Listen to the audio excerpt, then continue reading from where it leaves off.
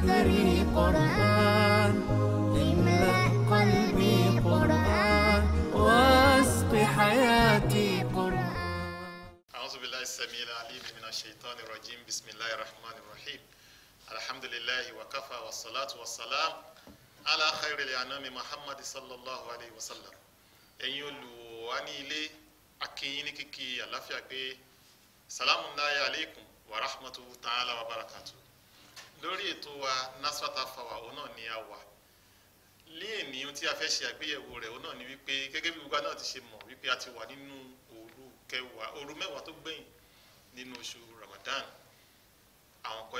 Nínú àwọn kan tó pàtàkì nínú ọjọ́ mẹ́wàá yìí òun náà ni Laylatul Qadri. Nasfat a máa ń kójọ lọ́dọọdún láti lè ṣe Laylatul Qadri. Ní èní lórí ètò wa Nasfat Alfawa mo ní àwọn àlejò pàtàkì tí wọ́n jẹ́ àwọn ẹni tí wọ́n jẹ́ kọmití tí wọ́n ń ṣètò Nasfat Laylatul Qadri. À ń pè wọ́n ní Ramadan Central Management Committee. Láti ọwọ́ ọ̀tún mi mo ní àwọn àfáà wa táwọn náà jẹ́ ìkan nínú àwọn ẹni tí wọ́n jẹ́ kọmití yìí, àwọn ìmáàmù wa Abdulwahid Muhammad Mustapha Jenti. Akínyìn káàbọ̀ sórí ètò wa. Ẹ ṣeun atọ́kùn. Assalamu alaikum wa rahmatullahi wa barakatuh. Fún gbogbo àwa mùsùlùmí lọ́kùnrin àti lóbìnrin àti gbogbo àwa ẹbí Nasfat lápapọ̀ ní gbogbo jákèjádé orílẹ̀-èdè àgbáyé, mo kí wa pé ìkẹ́ Ọlọ́run kó máa bẹ́ẹ̀ nìkọ̀ọ̀kan wa gbé. Ní apá àlàáfíà mi òun náà ni àwọn bàbá wa tí wọ́n jẹ́ àwọn náà jẹ́ ìkan nínú àwọn tí wọ́n ń ṣe ètò Laylatul Qadri ti ọdún yìí fún ẹgbẹ́ wa Nasfat. Àwọn náà ni àwọn brọ́dà wa Alábìdùn Mahmood Bayo. Salamu alaikum wa rahmatullahi wa barakatuh. Wa alaikum salam wa rahmatullahi wa barakatuh. Atọ́kùn, a kí gbogbo àwa mùsùlùmí pé a kú ọdún ààwẹ̀ tí a wà nínú èyí. Ọlọ́run á jẹ́ kí ẹ̀mí wa kí ó rí ẹ̀yìn ẹ̀. A dẹ̀ kí gbogbo àwọn ọmọ ìjọ Nasfat ní Nàìjíríà àti ní ẹ̀yìn odi wípé ọdún abá aláyọ̀. Àmín. Àkọ́kọ́ tí a máa kọ́kọ́ ṣe àgbéyẹ̀wò rẹ̀ òun náà ni káwọn ọmọ wa ṣàlàyé fún wa pé kí ni Laylatul Qadri yìí gan-an. Ẹ ṣeun fún ìbéèrè tí ẹ béèrè yìí. Laylatul Qadri ó jẹ́ òru kan tó jẹ́ òru agbára, òru tí Ọlọ́run bá ń yí kádàrá ẹ̀dá padà láti aburú lọ síbi dáadáa, òru tí ó jẹ́ òru gbígbàdúà, òru àṣẹ, òru ọ̀rọ̀, òru wíbẹ̀, òru jẹ́bẹ̀, òru tó yẹ pé ọ̀pọ̀lọpọ̀ gbígbàdúà ní ń bẹ níbẹ̀, ọ̀pọ̀lọpọ̀ nẹ́fìlà, ọ̀pọ̀lọpọ̀ ká kírun, ọ̀pọ̀lọpọ̀ ká ka Qur'an náà ni òru yìí jẹ́. Òru yìí ni Ọlọ́run ọba á darí àwọn màlẹ́kà wá sí ilé ayé láti máa wá fọ́n ìkẹ́ rẹ̀ títí ilẹ̀ yóò fi mọ́. Òru yìí ni Ọlọ́run ọba sọ nínú al-Qur'an ní àyè ibi tó ti sọ nínú Qur'an 97. Ọlọ́run sọ nínú al-Qur'an pé inna anzalnahu fi Laylatul Qadr. Ọlọ́run ní ìwọ Ànábì wa Muhammad a ti sọ òru kan kalẹ̀ fún ọ, òru agbára ni. Wa ma adraka ma Laylatul Qadr. Ta ló fi òru agbára yìí mọ̀ wọ Ànábì wa Muhammad? Laylatul Qadr khayrun min alfi shahr. Òru kan ni tó ju ẹgbẹ̀rún oṣù lọ. Èyí tó já sí pé tí a bá wo ẹgbẹ̀rún oṣù yìí, a fi wé déédé 83 years 4 months ní déédé ìjọsìn rẹ̀ ló ṣe akẹgbẹ́ pẹ̀lú rẹ̀. Òru yìí náà ni òru tá ń pè ní òru agbára tí ń jẹ́ òru Laylatul Qadri. Òun náà lòru àṣẹ gẹ́gẹ́ bí a ti sọ lẹ́ẹ̀kan. Ó jẹ́ òru yìí tí kó wá náà mọ̀ pé òru tí Ọlọ́run yí kádàrá padà ni. Wọ́n sọ fún wa wípé òru yìí òru kan ṣoṣo ni tó já sí pé àǹfààní rẹ̀ tó pọ̀. Àwọn gẹ́gẹ́ bí ẹgbẹ́ Nasfat, àwọn brọ́dà wa Alábìdùn wọ́n ṣàlàyé fún wa ètò Laylatul Qadri tọdún yìí. Kí ni àwọn ẹ̀ṣà tí a fẹ́ ṣe ní Laylatul Qadri ti ọdún yìí? Ẹ ṣé púpọ̀ atọ́kùn. Gẹ́gẹ́ bí gbogbo wa ṣe mọ ẹgbẹ́ wa, ẹgbẹ́ Nasrullah Fatih Society, a ní àwọn ètò tí a gbé sílẹ̀. Pàtàkì jù àwa ìgbìmọ̀ tí wọ́n yàn a ti ṣe ìjíròrò tó pọ̀, ara àwọn ètò tá a gbé sílẹ̀ ètò wa láti ọ̀sán Jímọ̀ ọjọ́ 23 nínú oṣù kẹfà tá a wà yìí, òun ni àwọn ètò Lailatul Qadri wa ti bẹ̀rẹ̀. Nítorí náà a fẹ́ rọ gbogbo àwa tí à ń bọ̀ wá sí ibẹ̀ kó jẹ́ pé láti àárọ̀ Jímọ̀ ni a ti gbéra. A ti ṣe ètò sílẹ̀ látago 12 láti máa bẹ̀rẹ̀ ètò tá a kọ́ fẹ́ fi bẹ̀rẹ̀ ní ètò Jímọ̀, ìrun Jímọ̀ tá a máa kí níbẹ̀. A ti pe àwọn àfáà ńlá wá tí wọ́n máa bá wa kírun Jímọ̀ níbẹ̀. Tá a bá kírun tán, tá a kírun Jímọ̀ tán, àwa padà lọ a kí ìrun àlásàrì ńbẹ̀. Lẹ́yìn ìrun àlásàrì la máa bẹ̀rẹ̀ nǹkan tá à ń pè ní tafsiri, tí a tún pe àwọn àfáà ńlá wá láti ta tí wọ́n máa bá wa ṣe tafsiri yìí. Tafsiri yìí tá a bá ń ṣe tán, ó máa bọ́ sásìkò tá a máa kí ìrun Maghrib wa. Lẹ́yìn eléyìí òun la máa lọ sínú àtún kí ìṣáì. Tá a bá ti wá ń kí ìṣáì tán, a ti wá bẹ̀rẹ̀ sí wọnú ètò Lailatul Qadri wa, a ti bẹ̀rẹ̀ sí wọnú ẹ̀ dáadáa gan nìyí. A bẹ̀rẹ̀ pẹ̀lú àwọn àsàlátù wa, àwọn àsàlátù tí a máa ń ṣe tí Ọlọ́run máa fi ń gbàdúrà wa wọ̀nyí. A dẹ̀ ti pè àwọn national missioners wa káàkiri, a ti pè wọ́n wá, a ti pè àwọn àfáà ńlá náà wá. Tá a bá ń ṣe àwọn àsàlátù wọ̀nyí lọ, àwọn àdúrà pàtàkì tá a máa ń ṣe nínú àwọn ọjọ́ Lailatul Qadri báyìí, gbogbo ẹ̀ náà la máa ṣe. A ṣe zikiri tó pọ̀ nínú àwọn ètò wa. Zikiri la tẹ̀ fi sínú ẹ̀ tó pọ̀ jù. A dẹ̀ fi àyọkà alukur'an, a máa sọ alukur'an, alukur'an tá a máa sọ kalẹ̀ ní ọjọ́ tá à ń wí yìí. Àwa fúnra wa gan àtẹ̀lé mọ́ iye ẹ̀ torí pé a ti kó àwọn àfáà tí wọ́n pọ̀. Àwọn missionaries wa tí wọ́n ń bọ̀ wá, wọ́n fẹ́ lé ní 103. Gbogbo wọn pátápátá náà ni wọ́n dẹ̀ nípa tí wọ́n fẹ́ kó níbẹ̀. Pàtàkì jù, a wá máa ṣe ìdánilẹ́kọ̀ọ́ lórí agbára tí ó wà nínú alukur'an alápọ̀nlé. Ẹni tí ó dẹ̀ máa ṣe ìdánilẹ́kọ̀ọ́ yìí fún wa, gbajúgbajà àti gbogbo àná mọ̀ ni, tí wọ́n jẹ́ commissioner nílùú Èkó, Honourable Abdulhakeem Abdul Lateef, tí wọ́n pè wọ́n tó tún pè wọ́n ní Honourable Yẹ̀pẹ̀. Àwọn náà máa ṣe ìdánilẹ́kọ̀ọ́ yìí fún wa. A mọ̀ pé òru yìí gangan ni òru tí wọ́n sọ fún wa táwọn àfáà fi yé wa pé òru tá a sọ alukur'an kalẹ̀ rí.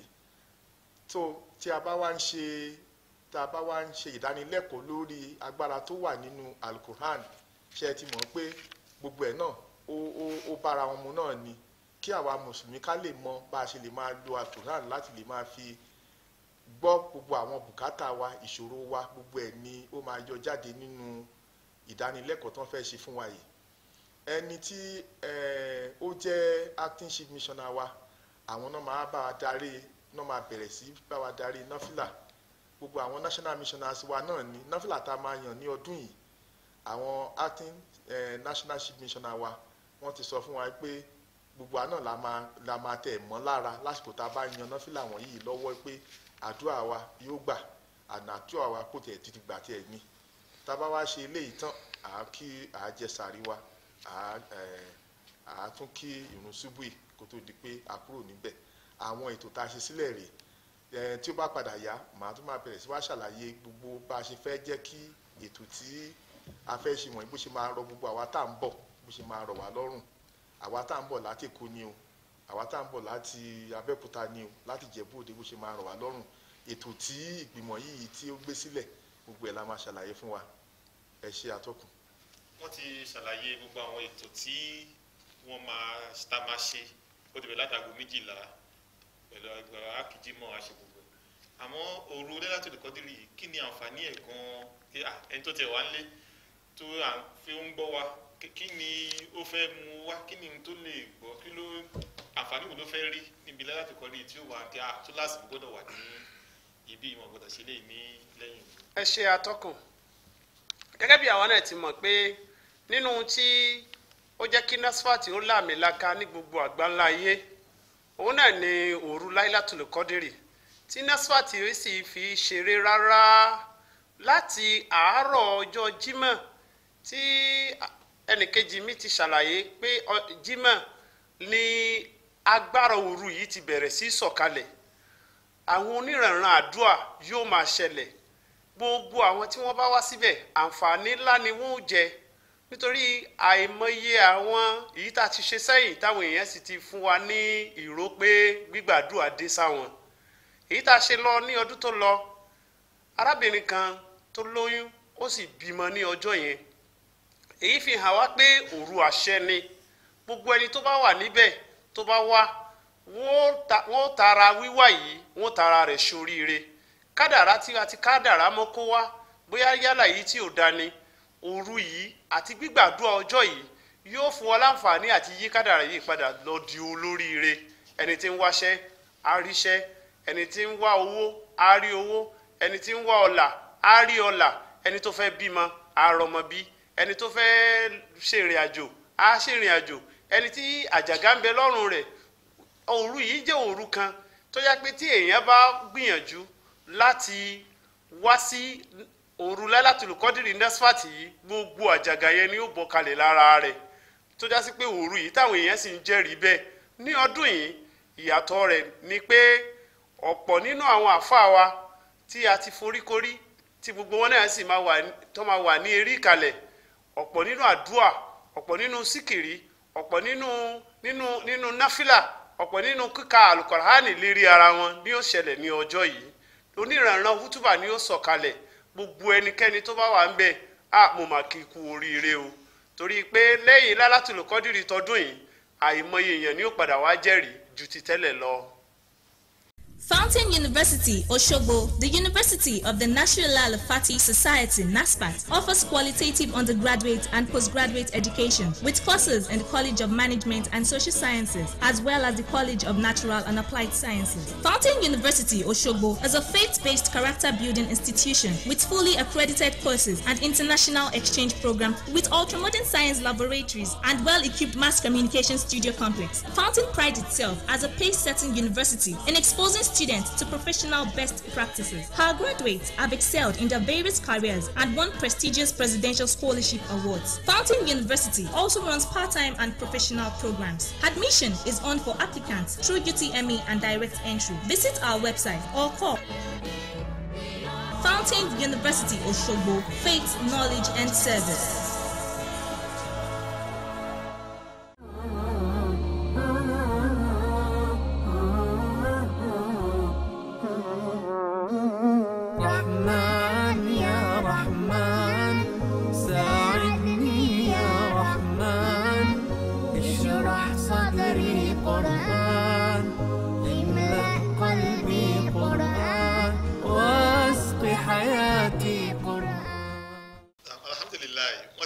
Sọ fún wa wípé òru Lailatul Qadri òru gbígbàdúrà ni, pàápàá jùlọ ní àyè wa ní NASFAT.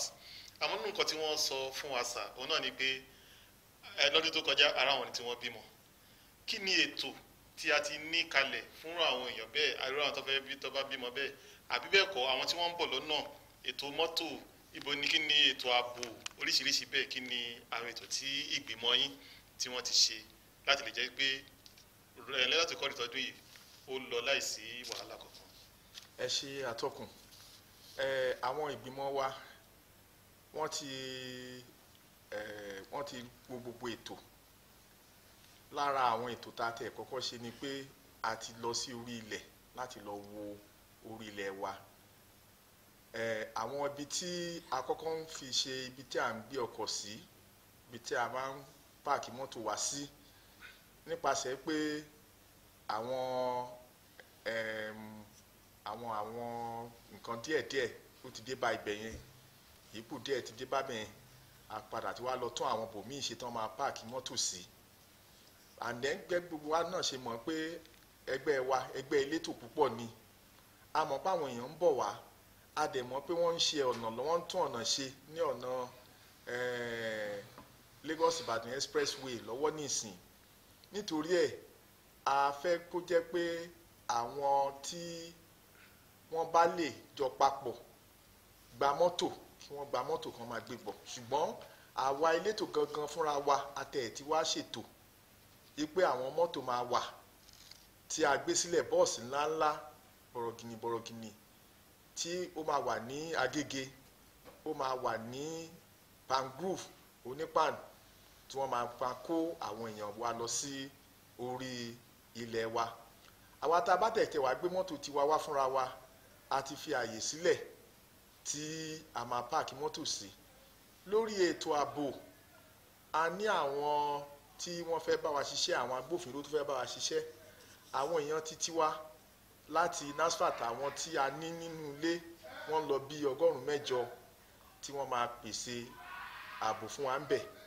Àwọn títí ọlọ́pàá wọ́n wà ń bẹ̀, àwọn Road Safety Commission, Federal Road Safety Commission àwọn náà wà ń bẹ̀, àwọn ti trace wọ́n wà ń bẹ̀, àwọn SSS wọ́n ti fún wa láwọn èèyàn tó máa bá wa ṣe combing, tó máa bá lọ bá wa yẹ gbogbo agbègbè ibi tá a ti fẹ́ ṣe ètò yìí, tó máa bá wa yẹ̀ wò. Gbogbo àwọn ètò wọ̀nyí a ṣe láti lè fi mú ìrọ̀rùn bá àwọn èèyàn wa tí wọ́n ń bọ̀ wá láti wá bá wa ṣe Lailatul Qadri yìí ni. Lẹ́yìn yẹn nínú àwọn ètò tá a ṣe sílẹ̀ a ní àwọn tí wọ́n ń bá wa mójútó ètò àlàáfíà, nǹkan tá à ń pè ní health wa, medical committee. Àwọn medical committee wa wọ́n ń gbé ambulance 3 ni wọ́n ń gbé bọ̀ wá síbẹ̀. A gbàdúrà pé a máa ní ìṣòro wípé bóyá a máa rí ìjàmbá kankan níbẹ̀, ṣùgbọ́n gẹ́gẹ́ bí ẹgbẹ́ tí ó ní ètò a gbọ́dọ̀ fi àyè sílẹ̀ pé tí nǹkan kan bá ṣẹlẹ̀ ńkọ́, gẹ́gẹ́ bí àtẹ̀ṣe sọ lẹ́ẹ̀kan tí àwọn ẹnìkejì mi àfáà ṣe sọ, wọ́n bímọ ń bẹ̀ tí adẹ̀gbẹ̀ bí wọn tí ò níṣòro, gbogbo yẹn náà ni a ṣe. A ní àwọn oògùn tí a ti kó wá tí ó pọ̀ tí wọ́n máa fún gbogbo àwọn èèyàn tí wọ́n bá ní ìpèníjà nípasẹ̀ àlàáfíà wọn. Lẹ́yìn yẹn a máa fẹ́ kó jẹ́ pé àwọn ìjọ̀wọ́n wa tí wọ́n bá wá, gbogbo àwọn òfin tí àwọn agbófinró bá fi sílẹ̀ fún wọn, tí wọ́n bá ń sọ pé kí wọ́n ètò tí wọ́n bá ní kí wọ́n ṣe, tí wọ́n bá ní kí wọ́n ṣe ni kí wọ́n ṣe, ìlànà tí wọ́n bá fún wọn ni kí wọ́n tẹ̀lé, ibi tí wọ́n bá ní kí wọ́n páàkì sí ni kí wọ́n páàkì sí. Àwọn stanchions wa, ìyẹn ilé ìbòjì wa tá a fi ń ṣe Lailatul Qadri ó ti wà ń bẹ̀, a ní bẹ̀rù pé òjò ń rọ̀. Lẹ́yìn yẹn tent tí a ti order, àwọn giant tent tá a ti order wípé ó máa wà ní orí ilẹ̀ yẹn, tó jẹ́ pé títí Monday nísìn wọ́n máa ti lọ gbé àwọn tent yìí síbẹ̀. Ó ń lọ bí 20 ní àwọn tent ńláńlá, owó tá a tẹ̀ ná lórí tent yẹn ń lọ bí, tá a máa fi hire àwọn tent yẹn ń lọ bí 2 million naira. So gbogbo wọ̀nyí láti lè fi rọ àwọn èèyàn wa lọ́rùn ni. Alhamdulillah, a rí i pé Lailatul Qadri wa èrò máa ń pọ̀, ibi tó ló bá dẹ̀ pọ̀ dé ẹlòmíràn wà lẹ́yìn, tí wọ́n bá sì rí ohun tó ń ṣẹlẹ̀ wájú ó lè fẹ́ máa fa ariwo àbí nǹkan kan. Kí ni ètò tí a ti ní ìjọ àti pé kí wọ́n lè gbọ́, kí ni bí PA system wa, báwo ni agbára rẹ̀, kí ni ètò tí a ṣe káwọn èèyàn tó wà lẹ́yìn kó lè rí iwájú. Ẹ ṣé púpọ̀ wá tọkùn. Gẹ́gẹ́ bí mo ti ṣe sọ níwájú, ìjọ NASFAT ìjọ tó létò púpọ̀ ni, nítorí pé a ti mọ̀ pé àwọn jàmọ́ tí à ń retí pé kì í ṣe ọmọ NASFAT nìkan, gbogbo mùsùlùmí là ń retí níbẹ̀. A ti ṣètò tí ó jẹ́ pé àwọn kò sí bẹ̀rù ṣe pọ̀ tó, gbogbo ibi tá a bá dẹ̀ wà tí a ní rí, tá a dẹ̀ ní gbọ́ gbogbo nǹkan tí ètò tá à ń ṣe lọ́wọ́. À ń pè kankan ní public address system, ẹ̀rọ amóhùndúgbàmù tí a ti lọ gbà. Ìtorí ẹ̀ àwọn yìí táwa fúnra wa gan ń lò ní ibi tá a ti ń ṣe àwọn àsàlátù wa, nígbà tá a rí pé wọn ò lè tó wa, wọn ò dẹ̀ lè gbé iṣẹ́ tó wà nílẹ̀ yìí, a ti dídì tún lọ gbà wá láti ìta lọ́dọ̀ àwọn tí wọ́n ní irú àwọn nǹkan bẹ́ẹ̀ lọ́wọ́, àwọn yìí tí wọ́n tẹ̀ tún ní tó tóbi ju tiwa lọ. Àárò àwọn yìí tí wọ́n máa ń lò láwọn ibi tí wọ́n ti ń ṣe ìkójọ tí èèyàn ti máa ń pọ̀ rẹpẹtẹ, èèyàn tó máa lọ bí 1 million, òun náà la gbà. A tún wá gbà lẹ́yìn tí a ní àwọn ẹ̀rọ amóhùndúgbàmù wọ̀nyí tá a máa gbé káàkiri tí ó dẹ̀ pọ̀ tó pọ̀. A tún wá ní nǹkan tá à ń pè ní big screen, èyí tó dàbí tẹlifíṣàn, ẹ̀rọ amóhùnmáwòrán tá a máa gbé káàkiri gbogbo ibi tí a ní àwọn stanchions wa sí, àti gbogbo ibi tá a ní àwọn tent tá a ṣe tent sí, gbogbo bẹ̀ ni a máa gbé àwọn ẹ̀rọ wọ̀nyí sí, amóhùnmáwòrán yìí sí. Gbogbo ohun tó bá ń lọ ní orí ibi mímbàrí tí àwọn àfáà jókòó sí, kò sí kankan nú ẹ̀ tó máa dùn àwọn tó wà lẹ́yìn. Gbogbo àwọn tá a bá wá ní ìdá àti máa bára wa jà pé kẹ́nìkan wá jókòó síwájú, ẹnìkan wà níbì kan. Gbogbo ibi tá a bá wà, gbogbo bẹ̀ ni ìmọ́lẹ̀ wà, torí pé ara nǹkan tá a tún ṣe ni pé kò síbi kankan tó kùnkùn wà a ṣe lightning system tó jẹ́ pé àti gbogbo bíi car park gbogbo ẹ̀ pátápátá ni a fi ìmọ́lẹ̀ sí tó dẹ̀ kárí gbogbo káàkiri. alhamdulilayi ìmáàmù wa á rí i pé àsìkò yìí àsìkò tí èèyàn gbọdọ̀ fi ṣeré ni àmọ́ ara àwọn ẹlòmíì tí wọ́n wà ìgbà ni wọ́n máa rojọ́ àbí kọ́ máa tẹ fóònù kọ́ máa fi fóònù ṣeré. àwọn àsìkò kan wà tó jẹ́ pé bóyá láàrin ìka tó bẹ̀rẹ̀ ètò tó jẹ́ gbogbo ètò jọ̀mọ́ kí làwọn èèyàn lè máa ṣe láwọn nìkan tó jẹ́ pé wọ́n fi kíp ara wọn bízì tí ò ní jẹ́ pé wọ́n máa rojọ́ tayé.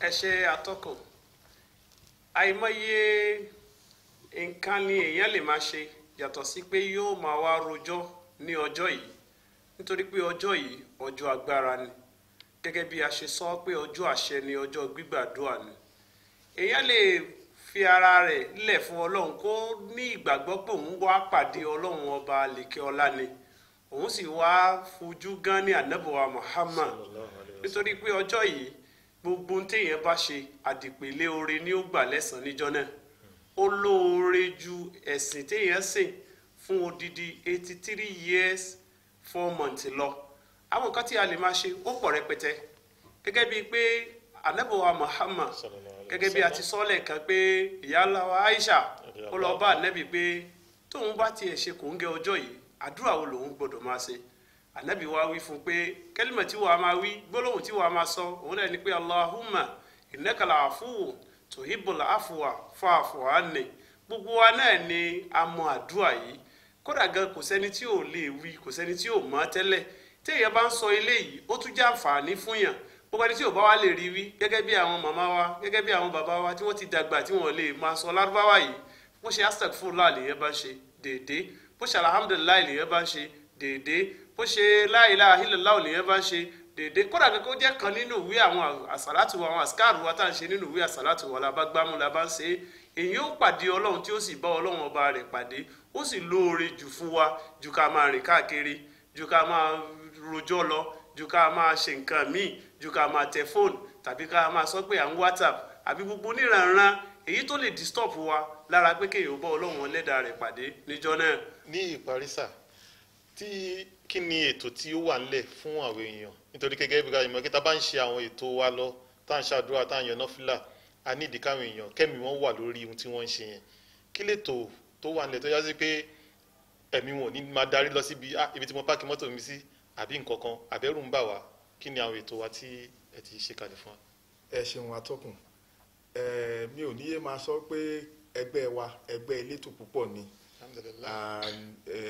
nínú nǹkan tí ó dẹ̀ jẹ́ ká fẹsẹ̀ rinlẹ̀ jù náà ni pé a ní ètò a fi ètò ààbò a fi ṣeré rárá gẹ́gẹ́ bí mo sọ lẹ́ẹ̀kan àwọn tí agbófinró àwọn tí àwa fúnra wa tí wọ́n jọmọ ẹgbẹ́ wa tá a wá kó láti gbogbo àwọn ẹ̀ka wa káàkiri tí wọ́n já agbófinró àwọn bí 108 ni wọ́n a máa wá pín àwọn 108 yìí káàkiri ni níbi tá a fi ṣe àwọn car parks wa ní gbogbo àwọn car parks wa pátápátá ni wọ́n wà ọ̀pọ̀kọ̀ wa tá a gbé sílẹ̀ kẹjẹ́ ká fi ọkàn wa balẹ̀ pé kò sí nǹkan kan tó máa ṣe ọkọ̀ nínú gbogbo àwọn ìtàdẹ̀tẹ̀ tí ń ṣe tẹ́lẹ̀tẹ́lẹ̀ ó ti wà nínú àkọsílẹ̀ àti gbogbo nǹkan àwọn táwọn èèyàn ti jẹ́rìí sí pé látijọ́ tá a ti ń ṣe bọ̀ wá àgbọ̀rí wípé ẹnìkan gbé mọ́tò ẹ̀ wá wípé wọ́n wá jí mọ́tò lọ níbi tá a ti ń ṣe ètò wa àkọsílẹ̀ yìí kò sí ẹni tí ó lè tako ọ̀rọ̀ tí mo sọ yìí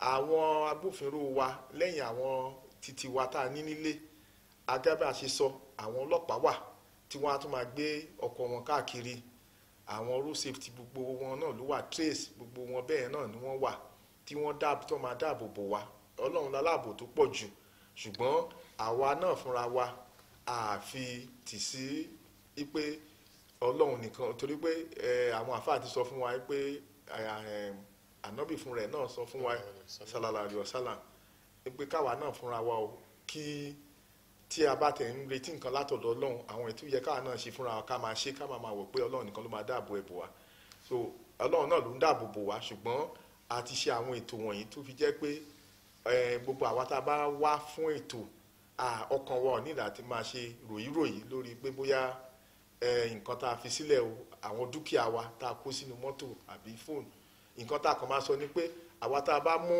fóònù wa dání tá a bá mú káàkiri ká di nǹkan wa mọ́wọ́ torí pé ìyẹn security ní security tó yẹ pé mo máa dúró ti èèyàn kọ̀ọ̀kan so ẹni bá mú fóònù àbówó a gbọ́dọ̀ tọ́jú fóònù wa a gbọ́dọ̀ tọ́jú owó wa ṣùgbọ́n nípa dúkìá titi mọ́tò wa bí tá a bá pààkì ẹ̀ sí kò sẹ́nìkan kò sí nǹkan kan tó máa ṣe mọ́tò wa àwọn aláàbò wa àwọn tá a ti lò tá a dẹ̀ ti dán wọn wò tá a rí pé wọ́n kún ojú òṣùwọ̀n àwọn ni wọ́n. bí a ti ṣe rí nìyẹn a sì ní ìgbàgbọ́ lọ́dọ̀ Ọlọ́run wípé gbogbo bí a ṣe la ètò náà kalẹ̀ Ọlọ́run tó ti ń pẹ̀lú wa láti ọdún sẹ́yìn wá pẹ̀lú ògo Ọlọ́run bá yóò tún pẹ̀lú wa ní ọdún yìí náà ọdún ti ètò Lailatul Qadri yìí abẹ́ Ọlọ́run kọ́lọ́ má ṣe lè ní àṣemọ̀ fún ẹnìkọ̀ọ̀kan wa.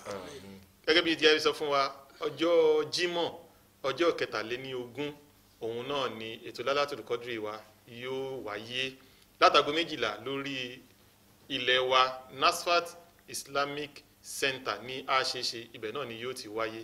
A dúpẹ́ lọ́dọ̀ àwọn àlejò wa pàtàkì tí wọ́n fi àyè lẹ̀ láti wá ṣàlàyé àwọn ètò tí wọ́n ti ṣe kalẹ̀ fún Lailatul Qadri yìí kó ba lè jẹ́ success.